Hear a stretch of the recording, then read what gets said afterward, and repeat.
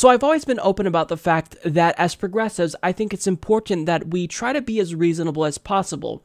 Now, what I mean by that is we acknowledge the fact that we're never going to agree with someone on 100% of the issues. So even though, for example, I support Bernie Sanders and Jill Stein and often give them favorable coverage, I don't agree with those two on everything.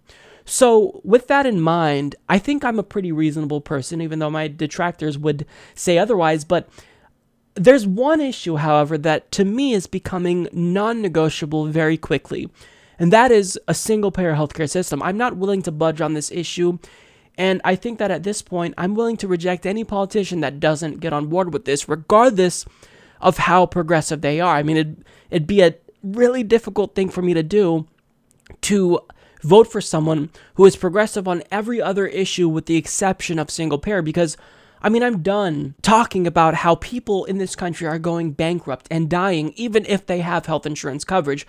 I've received emails from viewers who are so worried about any changes to healthcare policy in the United States. We shouldn't have to worry about this. The government should make sure that their citizens are protected from illnesses, just like we're protected from external threats. Well, we should also be protected when it comes to healthcare. So I'm done having this discussion.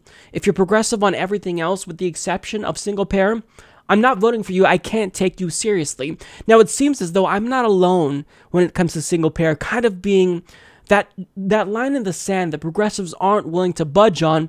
And now that Trump's healthcare plan failed miserably, progressives are pushing very hard for a single-payer system.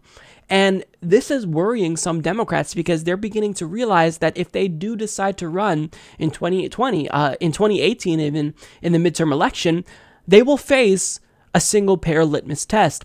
So this is evident in a story released by CNN. They explain Democrats eyeing the 2020 presidential contest could soon face a Medicare for All litmus test from the party's progressive base after last month's failure of President Donald Trump and congressional Republicans to repeal Obamacare. Progressives are going on offense, mounting a new push for single-payer health insurance. So that last line there tells me that the Democratic establishment is getting worried. I mean, people like Cory Booker, who already sold out to the health insurance industry, they're worrying that the prospects that they could be successful in a Democratic Party primary is diminishing because your base simply will not let up when it comes to single-payer healthcare. And I mean, this should have never been something that they moved away from because the Democratic base was always in favor of a Medicare for All type system. It's just that we had this renewed energy about it when Bernie Sanders brought it back on the national agenda. So yeah, you will in fact face a litmus test. If you do not support a single-payer healthcare system, you lose. You don't get my vote. I don't care how much you try to threaten us and blackmail us with scary Republican candidates like Donald Trump. You already tried that and it didn't work.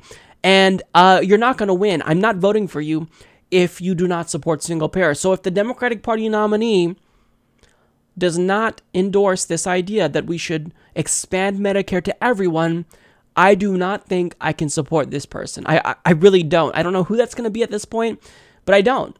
And I shouldn't have to negotiate on this one issue. I think if there's any issue, this is the most reasonable issue for Democrats to get on board with. It's an issue that would make them exponentially more popular because right now we have majority support in the country for a single-payer system. More and more people are getting on board. But they don't think they should support this idea because, you know, Democrats like Joe Manchin in West Virginia, you see these stories about how we should leave him alone because he can't support single payer. He has to pretend to be a Republican in West Virginia because it's a deep red state. And people who voted for Donald Trump in 2016, they're not going to support Democratic candidates who support a single payer system, except you don't have to act like a Republican because this story was released on the exact same day.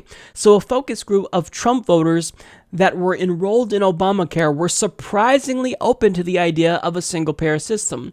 So Vox journalist Sarah Cliff writes, "We were in Harrisburg, Pennsylvania, sitting in a conference room at a big white table. Perry, who co-owns the research firm Perry Undum, asked this 6-member group a question. Who likes Canada's health insurance system? Who wishes we had something like that? Half of the hands shot up. One of the participants said, "There's a lot of countries that it works very successfully in." Another said, "Everybody, despite income, should be encouraged to take care of their health." And the third participant chimed in saying, "I actually like socialized medicine." These are Trump voters. So half of this group, I mean, it's a really small sample size, but half of this sample said that they enthusiastically support a single-payer healthcare system. Now, Cliff explains, "My conversations have been with Trump voters, not advisors and academics. In all these interviews, including the focus group, I didn't ask about single-payer. The people I was interviewing brought it up on their own, often mentioning the Canadian healthcare system. The voters I've interviewed like the idea of everybody getting equal treatment no matter where they live or how much they earn. They generally talk a lot about fairness. This is something Kathy Oler, an Obamacare enrollment worker who voted for Trump, brought up to me when I met her in Kentucky." So, I mean, if the Democratic Party ever wants to get out of this hole that they dug for themselves, they could be incredibly popular if they campaign on single payer even in red states. Yes, even in red states, because people are reasonable if you explain policies to them.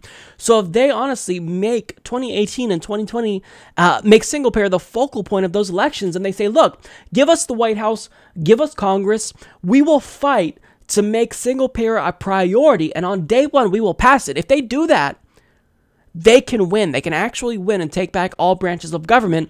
But I mean, if you're worried, Democrats, that we will subject you to a litmus test, whether or not you support single payer or not, you will be. And if you don't, you will lose. That's the bottom line. Support this podcast by joining the independent progressive media revolution today at humanistreport.com.